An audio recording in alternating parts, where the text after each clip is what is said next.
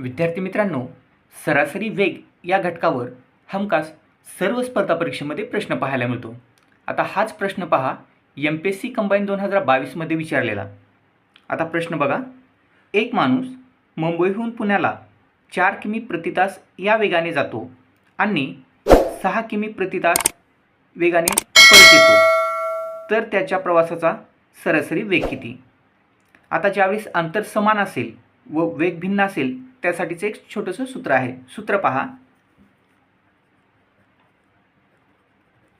सरासरी वेग बरोबर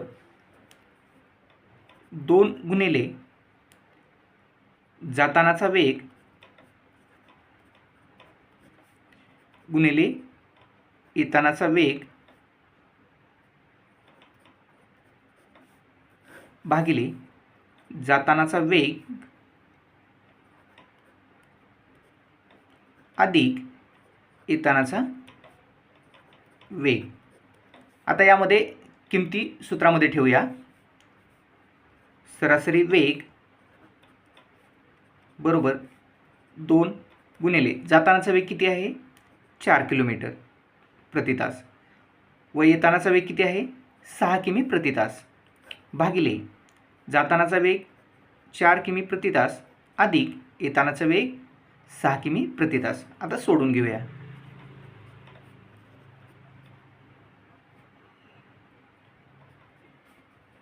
साइन चौक 24, 24 दुनी 48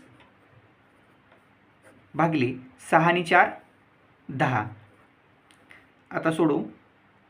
10 एके 10, 10 चौक 40 उरले 8. 10 8ला भाग जात नाही त्यासाठी दिला इथं 0 आणि इथे दिला पॉईंट. 10 8 80 म्हणजेच त्या माणसाचा एकूण प्रवासाचा सरासरी वेग 4.8 किलोमीटर प्रति तास.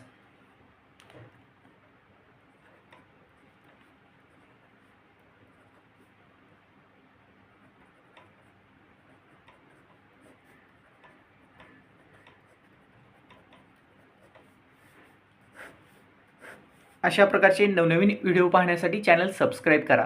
त्याचबरोबर लाईक, शेअर आणि कमेंट करायलाही विसरू नका. थँक्यू.